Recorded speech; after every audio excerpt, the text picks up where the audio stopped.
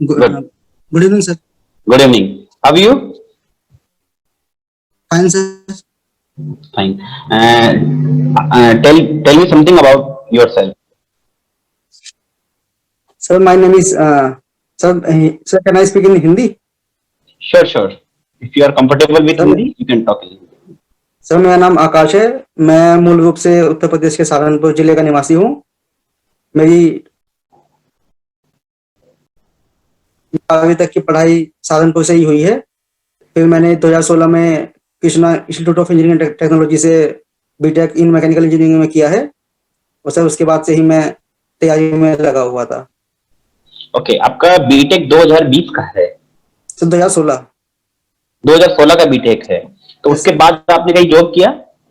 नहीं सर। आप 4 साल से लगातार तैयारी कर रहे हैं।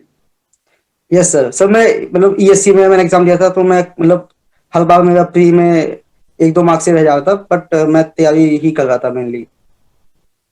ओके, तो आपको इस गैप का कोई अफसोस नहीं? आपको लगता है कि कहीं ना कहीं आपका सिलेक्शन हो जाएगा? आप क्या क्या सोचते हैं? Yes sir. तो इसी में हो जाएगा, यूपीपीएससी यही में ही। इतना मुझे मतलब उम्मीद है। ओके, मैं आपको पूरा विश्वास है। तो आप कहाँ सहारनपुर हैं? सहारनपुर से हैं। Yes sir. तो कुछ उत्तर प्रदेश के बारे में बताइए। अगर आपको उत्तर प्रदेश को डिफाइन करना हो, उत्तर प्रदेश को हमें जानना हो, या उसके बारे में कुछ मैं पूछ, तो उत्तर प्रदेश क्या है आपकी राय में? उत्तर प्रदेश क्या है?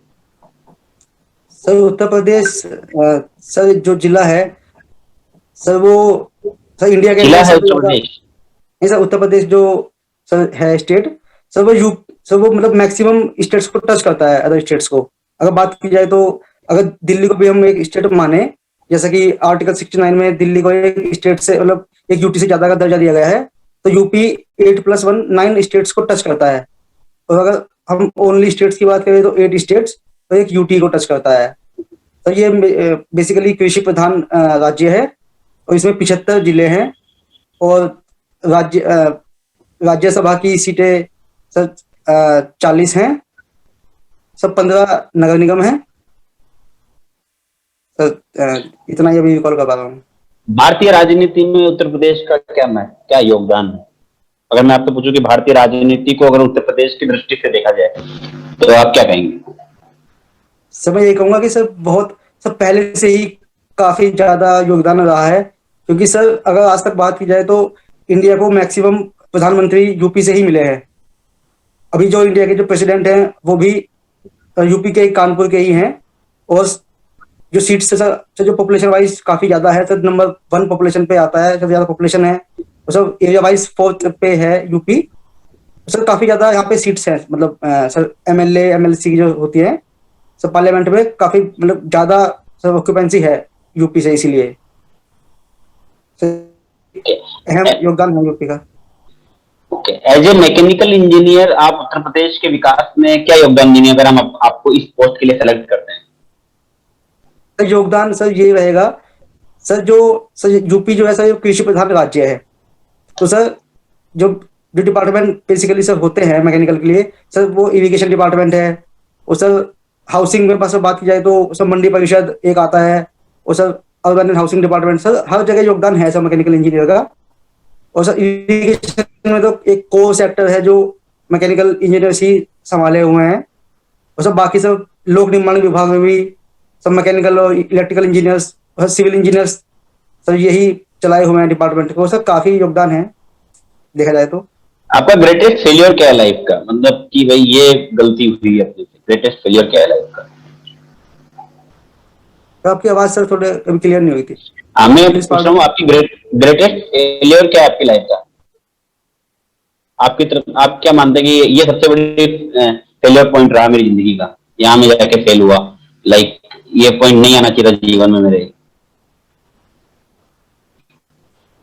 सर ऐसा तो सर कोई सब पर्टिकुलर नहीं है सर, सब चीजें सर मतलब सिखा रही है कुछ ना कुछ जिंदगी में। सर अगर फेलियर भी हुआ है तो वो भी मेरे को मेंटली और टफ बनाया है, एकेडमिकली टफ बनाया है। तो सब मतलब फेलियर्स का भी योगदान रहा है। आज सर मैं जहाँ भी हूँ तो सर वो सब फेलियर्स ने भी मतलब बहुत कुछ सिखाया है सर जीवन में, ऐसा नहीं कह सकते। सर उनको मैं आपकी पॉजिटिव सेंस में हॉबीज ही क्या है? देखता हूँ मैं इसको, आप फेलियर्स आपकी को। रुचि क्या है? आपकी रुचि क्या है? सर रुचि सर अभी तो सर क्रिकेट और सर बैडमिंटन में खेलना पसंद करता हूँ। बैडमिंटन में आपको सबसे बेहतरीन खिलाड़ी कौन लगती है विश्व की? सर साइना नेहवाल। ओके, विश्व की बेहतरीन सबसे वही लगती है। विश्व की सर, यस सर, वही लगती है। इंडियन प्लेयर सर वही लगती है, अगर बाकी की बात करूँ तो इंटरनेशनल में भी वही लगती है सर। ओके। अब आपको कुछ टेक्निकल इंटरव्यू के लिए टेक्निकल क्वेश्चन आपसे पूछने के लिए I request Vinay Kumar sir कि वो आपसे टेक्निकल क्वेश्चन पे बात करेंगे। विनय कुमार सर। विनय सर, मेरी आवाज आ रही है आपको? जी सर। गुड इवनिंग तो सर, गुड इवनिंग। आकाश, गुड इवनिंग, कैसे हो आकाश? सही है सर। आवाज क्लियर आ रही है बिल्कुल? यस सर, एकदम क्लियर आ रही है आवाज। चलिए आकाश, आपने कोई पर्टिकुलर सब्जेक्ट तैयार किया है टेक्निकल के पॉइंट ऑफ व्यू से? यस सर, सब फ्लूइड मैकेनिक्स और strength of materials, heat transfer. FM, FM, SOM and HT. Yes sir. चलिए तो फ्लूइड से स्टार्ट करते हैं। जी सर। आकाश, आपने वेंचुरीमीटर पढ़ा होगा, यस सर, पढ़ा है। जिसके अंदर आपने एंगल ऑफ कन्वर्जेंस और एंगल ऑफ डाइवर्जेंस के बारे में पढ़ा होगा। Yes sir. तो आप बता सकते हैं कि वेंचुरीमीटर में इस एंगल का क्या काम होता है, किस तरह से किन पैरामीटर के साथ में इन्हें डिसाइड किया जाता है? सर जो एंगल ऑफ डाइवर्जेंस है सर, उसको रखा जाता है सर 7 to 10 डिग्री के आसपास। सर उसको हम कम रखते हैं then angle of convergence. Sir वो इसलिए रखते हैं कि सर हम चाहते हैं कि सर जो सेपरेशन है वो ना हो डाइवर्जेंस सेक्शन में, क्योंकि सर जो प्रेशर ग्रेडियंट है वो एडवर्स होगा डाइवर्जेंस सेक्शन में। इसीलिए हम बैक फ्लो को प्रिवेंट करने के लिए हम थोड़ा एंगल मतलब सर कम रखते हैं वहां पे। और सर लेकिन एंगल में रखते हैं सर, क्योंकि जो थ्रोट एरिया है वो सर थोड़ा नैरो है, तो एंगल तो देना ही पड़ेगा हमें इनलेट और आउटलेट पे। बस ये ध्यान रखते हैं कि डाइवर्जेंस एंगल थोड़ा कम हो देन द कन्वर्जेंस एंगल। ठीक है, और कन्वर्जेंस एंगल की रेंज क्या रहती है approximately? Sir sir 12 to 15 degree. 12 to 15 degree. Sir मैं वैसे ठीक है। सर, स्टैग्नेशन पॉइंट के बारे में सुना आपने? यस सर, सुना है। क्या होता है स्टैग्नेशन पॉइंट? सर जिस पॉइंट पे वेलोसिटी जीरो हो जाती है उसको स्टैग्नेशन पॉइंट बोलते हैं। इसके कोई और पॉइंट्स जिनके बारे में जानते हैं, क्योंकि ऐसे तो बहुत सारे पॉइंट्स होंगे जहां पर वेलोसिटी जीरो होती है। सब वो पॉइंट सर, सब पिटोट ट्यूब में सर हम इसी को लेके सब कंसेप्ट यहीं से निकलता है पिटोट ट्यूब का। सर क्योंकि हम वेलोसिटी हम सब हम काइनेटिक एनर्जी को कन्वर्ट करते हैं प्रेशर एनर्जी में, तो सब फ्लूइड राइज करती है पिटोट ट्यूब में, उसी से हम उसका सर उसकी वेलोसिटी निकालते हैं। और सर क्योंकि सर वहाँ पे वेलोसिटी जीरो है हमारी, तो सर उस पॉइंट पे हमारी सर जो पोटेंशियल फंक्शन सब डिफाइन नहीं होता है, इसलिए तो फाई जो होता है पोटेंशियल फंक्शन सब वो डिफाइन नहीं होता है स्टैग्नेशन पॉइंट पे ही। ठीक है। आपने विस्कोसिटी का नाम सुना होगा, यस सर, सुना है। और एक होता है अपने पास में काइनेमेटिक विस्कोसिटी। Yes sir. तो विस्कोसिटी के बारे में उसका जो फिजिकल सिग्निफिकेंस होता है, मेरे ख्याल से आपको बहुत अच्छे से पता होगा। आप बताइए काइनेमेटिक विस्कोसिटी का फिजिकल सिग्निफिकेंस क्या होता है, क्या रिप्रेजेंट करता है वो? सर काइनेमेटिक विस्कोसिटी सर जो हमारा sir represents the momentum diffusion rate sir through the fluid layers in transverse direction. चलिए, बहुत बढ़िया। वर्टेक्स मोशन सुना होगा आपने, यस सर, सुना है। जिसकी दो कैटेगरी होती है, दो पार्ट होते हैं, फ्री वर्टेक्स और फोर्स वर्टेक्स। पोस्ट तो आप वर्टेक्स। बता सकते हैं बर्नौली इक्वेशन किसके लिए वैलिड है और क्यों वैलिड है? सब Bernoulli equation sir free vortex के लिए वैलिड है। सर वो इसलिए है क्योंकि सर फ्री वोर्टेक्स ही हमारा इरोटेशनल फ्लो होता है। और सर इरोटेशनल फ्लो में हम किसी भी पॉइंट पे सर लगा सकते हैं बर्नौली को, बर्नौली इक्वेशन को। बहुत अच्छे। चलिए, थोड़ा सा हम लोग अब थ्योरी ऑफ मशीन की साइड अप्रोच करते ओके हैं, सर। और मैकेनिक्स के बारे में भी थोड़ा सा डिस्कशन करते हैं। आपने सुना होगा rotational motion and curvilinear motion. Yes sir, सुना है। तो आप बता सकते हैं रोटेशनल मोशन और कर्वीलिनियर मोशन में क्या डिफरेंस होता है? सर अभी कोई आइडिया? चलिए, कोई दिक्कत नहीं है। अभी सर नहीं आ रहा है। हाँ, कोई बात नहीं। आपने कंट्रोलिंग कर्व पढ़ा गवर्नर के अंदर? यस सर, पता है। बता सकते हैं क्यों पढ़ते हैं? सर कंट्रोलिंग कर्व हम सर उससे हम अगर हमने किसी स्प्रिंग का सर किसी हमने कर्व का बनाया है कंट्रोलिंग कर्व, सर उससे हम उसकी स्टेबिलिटी और सेंसिटिविटी इसे निकाल सकते हैं sir by the slope of the curve which is FC/R। Sir हम किसी भी गवर्नर की सर स्टेबिलिटी सेंसिटिविटी कंपेयर कर सकते हैं आपस में। ठीक है। कैम एंड फॉलोअर के अंदर प्रेशर एंगल पढ़ा होगा आपने। Yes sir. क्या रोल होता है प्रेशर एंगल का वहां पर? सर प्रेशर एंगल सर कम से कम होना चाहिए किसी भी कैम प्रोफाइल के लिए। सर अगर वो ज्यादा होगा तो सर कैम मतलब जैम करेगी सर, मतलब मोशन करते हुए वो जैम की प्रॉब्लम आएगी सर उसमें। बहुत अच्छा। कोरियोलिस एक्सेलरेशन के बारे में सुना आपने? यस सर, सुना है। क्या रीजन होते हैं इसके डेवलप होने के? सर रीजंस, हाँ। सर रीजंस ये है सर जब हमारा कोई भी लिंक किसी एक ऐसे लिंक, कोई भी हमारे साथ जो लिंक होगा वो ऐसे लिंक के ऊपर सर जो मतलब सर स्लाइड करेगा जो आपस में सब सब घूम रहा हो जो किसी पॉइंट के अबाउट, तो सर उस सर स्लाइडर पे सर कोरिलेशन आएगा। ठीक है। तो जैसा कि आपने बताया कि इन कंडीशंस में कोरियोलिस डेवलप होगा, तो क्या आप बता सकते हैं इन कंडीशंस में ऐसे कौन से पैरामीटर्स हैं जिनकी वजह से ये डेवलप हो रहा है? सर वेलोसिटी जो होगी सर उस पॉइंट की, जो पॉइंट मूव कर रहा है, और सर जो ओमेगा होगा मतलब वेलोसिटी होगी उस लिंक की जो रोटेट कर रहा है, उन पर डिपेंड करेगा। ठीक है। आपने स्ट्रेट लाइन मोशन के बारे में पढ़ा है? ये सर पड़ा है स्ट्रेट लाइन मोशन। क्या होता है? सब पॉइंट जो किसी स्ट्रेट लाइन में मूव करे सर उसी को बोलेंगे straight line motion. Straight line motion के लिए कुछ मैकेनिज्म्स होती है आपके पास में, आप बता यस सर सकते हैं होती किसी है। मैकेनिज्म का नाम? सर दो तरह की होती है सर, अप्रोक्सीमेट और सर एग्जैक्ट। ठीक सर है। अप्रोक्सीमेट में सर हमारे पास, सर एग्जैक्ट में पहले बताऊंगा मैं।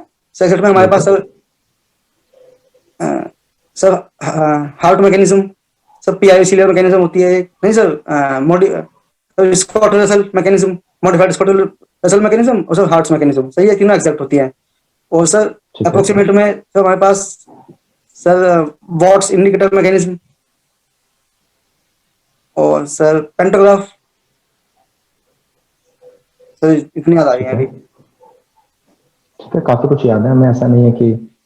चलिए एक और क्वेश्चन मैं अगर आपसे पूछूं, ये जो स्ट्रेट लाइन मोशन आपको मिल रहा है इसके लिए आपने इतनी सारी मैकेनिज्म बनाई, आपने कभी ऐसा सोचा नहीं कि सिंगल स्लाइडर जो है आपके पास में, उसमें स्लाइडर का जो पाथ होता है वो स्ट्रेट लाइन में होता है, तो फिर इन मैकेनिज्म के पढ़ने का क्या फायदा?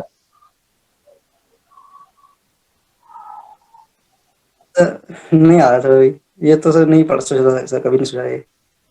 चलिए, बैकलैश के बारे में सुना आपने? Backlash, yes sir. हाँ, क्यों दिया जाता है? सर बैकलैश हम देते हैं सर, सर विंटर्स में सर हमारे जो सर गियर होते हैं समर्स में सर वो थोड़ा सर एक्सपेंड करते हैं बिकॉज ऑफ थर्मल ग्रेडियंट, तो सर उससे बचने के लिए सर हम बैकलैश देते हैं। चलिए, तो आपका टेक्निकल में काफी अच्छा रिस्पांस रहा है। अब आपका ये टेक्निकल पार्ट कंटिन्यू करने के लिए मैं बसंत सर से कहूंगा वो आपसे रिमेनिंग सब्जेक्ट्स के रिगार्डिंग टेक्निकल क्वेश्चंस। तो चलिए आकाश, अपन बात कर रहे थे, आप मेरे को ये बताइए कि टॉर्क और बेंडिंग मोमेंट में क्या डिफरेंस होता है? सर टॉर्क हमारा जो होता है सर वो एक लोड है सर हमारा जो क्रॉस सेक्शन के पैरेलल है, और सर बेंडिंग मोमेंट जो हमारा होता है सर वो हमारा क्रॉस सेक्शन के परपेंडिकुलर होता है, क्रॉस सेक्शन एरिया के। ओके। चलिए एक बात बताइए कि टॉर्क की वजह से एंगल ऑफ ट्विस्ट आता है। शाफ्ट, मान लीजिए कोई शाफ्ट है डी डाया का, तो उसका लेंथ है एल, ठीक है, और उस पर टॉर्क लग रहा है टी, एक एंड पे वो फिक्स है, तो उसकी वजह से उसमें एंगल ऑफ ट्विस्ट आता है थीटा। क्लियर? Yes sir. तो ये यस सर। थीटा किस पे डिपेंड करता है, आर पे या एल पे? Theta sir theta sir L पे एंगल डिपेंड ऑफ करेगा। ट्विस्ट सर दोनों पे डिपेंड एल पे करता है। डिपेंड करेगा, सर दोनों पे डिपेंड करेगा, दोनों पे। दोनों पे। सर थीटा इक्वल जब to radius P L change upon, होगी तो भी एंगल ऑफ ट्विस्ट चेंज हो जाएगा। सोचिए। सर अगर हम सेंटर से आउटर की तरफ जाएंगे सर तो भी चेंज होगा थीटा। और शियर स्ट्रेन जो आएगा वो सर शियर स्ट्रेन सर नहीं सर इक्वल होता है। तो ये बताइए, रोलर सपोर्ट का फ्री बॉडी डायग्राम जब अपन बनाएंगे, सर ओके, रोलर सपोर्ट का रोलर सपोर्ट का फ्री बॉडी डायग्राम जब अपन बनाएंगे जी सर जी। तो क्या क्या रिएक्शंस डेवलप होंगी? सर उसमें केवल हमारे साथ वर्टिकल रिएक्शन आएगी बस, रोलर सपोर्ट में। मोमेंट आएगा भाई? तो नो मोमेंट सर आएगा? मोमेंट नहीं आएगा, नहीं सर। मोमेंट नहीं आएगा। ओके। चलिए, आपने सॉन्ग के अंदर एरिया मोमेंट ऑफ इनर्शिया पढ़ा है? Yes sir. Yes. Mass moment of inertia song के अंदर क्यों नहीं पढ़ते हैं? क्या मास मोमेंट ऑफ इनर्शिया का फिजिकल सिग्निफिकेंस क्या है? Sir mass moment of inertia sir हमारा इसलिए होता है, सर वो बताता है कि सर बॉडी कितना रेजिस्ट कर रही है सर मोशन को। और सर सोम में जब हम बात करते मोशन हैं सर बॉडी से रेस्ट पे, सर जो हमारी स्ट्रक्चर है ट्रस है सर वो रेस्ट पे है, सर इसलिए हम मैकेनिक्स में बात करते हैं मास मोमेंट ऑफ इनर्शिया की, सोम में नहीं करते। एरिया मोमेंट ऑफ इनर्शिया क्या रिप्रेजेंट करता है, क्या फिजिकल सिग्निफिकेंस है? Sir area moment of inertia represents the resistance of the body against the bending. Very good, very good. चलिए डियर, आगे अपन थोड़ा सा आगे बढ़ते हैं। For a system to be feasible, what is the entropy change? Sir What is the entropy change of a system to be feasible? Sir system के लिए entropy change कुछ भी हो सकता है, पॉजिटिव नेगेटिव और जीरो। Okay. और अगर अपना सिस्टम एडियाबैटिक होता सर तब सर उसका सर जीरो या फिर सर पॉजिटिव। नेगेटिव ही होगा? नहीं सर नेगेटिव नहीं होगा फिर। क्यों नहीं होगा? सर क्योंकि सर अगर बात करें सिस्टम के लिए सर उसका एंट्रोपी चेंज सर दो पैरामीटर से आता है, सर इंटरनल इरिवर्सिबिलिटी और एक्सटर्नल इंटरेक्शन। अगर सर सिस्टम एडियाबैटिक है तो उसका जो एक्सटर्नल वाला फैक्टर है वो जीरो हो जाएगा, उस इंटरनल हमारा सर केवल आता है एंट्रोपी जनरेशन, तो वो कभी नेगेटिव नहीं हो सकता, वो जीरो या ग्रेटर देन जीरो हो सकता है इसलिए। Very good. हाँ, एक और क्वेश्चन आपका आप आंसर दीजिए कि अगर मैं मीन इफेक्टिव प्रेशर इंक्रीज करता हूँ, आपने पढ़ा होगा आईसी इंजन में, अगर अपन मीन इफेक्टिव प्रेशर को इंक्रीज करते हैं तो एफिशिएंसी पे क्या इफेक्ट पड़ेगा? डीजल साइकिल है अपने पास, डीजल इंजन है and mean effective pressure increases, तो what is the efficiency of this diesel cycle? Sir efficiency हमारी सर कम होगी, उसका वर्क आउटपुट बढ़ेगा। इंक्रीज करेगा या डिक्रीज करेगा? हाँ सर अगर हम बढ़ाते अगर हैं अपनी मीन मीन प्रेशर को, इफेक्टिव प्रेशर बढ़ाते हैं हाँ तो सर हमारा सब वर्क आउटपुट बढ़ता है, उससे ये कम होता है एफिशिएंसी। एफिशिएंसी बढ़ता है। ओके, अब एक लास्ट क्वेश्चन अपन सोच लेते हैं। डियर, अपने पास कॉलम है, लॉन्ग कॉलम, जी सर। ठीक है? आवाज आ रही है? सर आपकी वॉइस सर अपने कभी पास कभी एक सर लॉन्ग कॉलम है और अपने पास एक लॉन्ग कॉलम है, जी सर। लॉन्ग कॉलम है और दो स्टील की शाफ्ट हैं, एक में कार्बन परसेंटेज कम है और एक में कार्बन परसेंटेज ज्यादा है। तो जो कम कार्बन परसेंटेज वाली होती है उसको अपन बोलते हैं लो ग्रेड स्टील, और जिसमें हाई कार्बन परसेंटेज है उसको अपन बोलते हैं हाई ग्रेड स्टील। क्लियर? तो मेरे को यूलर्स बकलिंग लोड निकालना है, ठीक है? मेरे को ये पता करना है कि पहले कौन बकल होगा, ठीक है? तो दोनों कॉलम की डायमेंशन सारी सेम है, सिर्फ कार्बन कंटेंट का फर्क है, बाकी सब कुछ सेम है। तो मेरे को ये बताइए कि किसमें यूलर्स बकलिंग लोड ज्यादा आएगा? सर मैं सर इस समय श्योर नहीं हूँ सर, पर मैं ये कह सकता हूँ कि सर फॉर्मूला जो होता है हमारा, तो उसमें हमारा सर ई की वैल्यू आती है, सर आई की वैल्यू आती है। तो सर हमारा जो आई होगा सर वो दोनों में सेम है, अगर दोनों से डायमीटर सब कुछ सेम है, सर हमारा आई की वैल्यू सेम आएगी मोमेंट ऑफ इनर्शिया की। सर हमारा जो ई होगा वो आई थिंक सर ज्यादा होना चाहिए हमें हाई कार्बन स्टील का।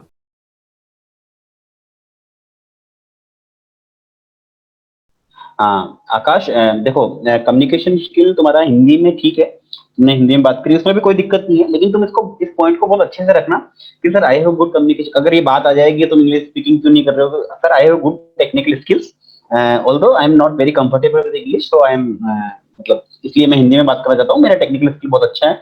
तो इस तरीके से पॉइंट को ध्यान रखना। अगर आपसे ये बात आ जाती है कि आप इंग्लिश कम्युनिकेट क्यों नहीं कर पा रहे हो या कैसे होगा, तो आप और बोलना कि सर अल्टीमेटली टेक्निकल स्किल है तो मेरा बहुत अच्छा है। तो इस तरीके से और थोड़ा जेस्चर और पोस्चर धीरे धीरे सर ने कहा कि आपको थोड़ा सा पेशेंस रखना है, आराम से धीरे धीरे अपनी चीज को रखो।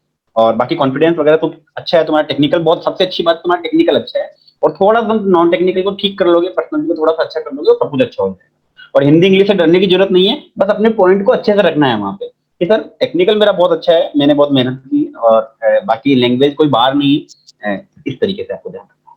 बाकी ओवरऑल इट वाज गुड। जी sir, thank you sir, thank you sir. और आपका फीडबैक आपको फिर मिल जाएगा, और आपको सेकंड राउंड के इंटरव्यू में आपको आज जो चीजें बताई उस पर थोड़ा ध्यान रखना है। फिर आपका सेकंड राउंड इंटरव्यू होगा 18 तारीख 16 तारीख को, ठीक है?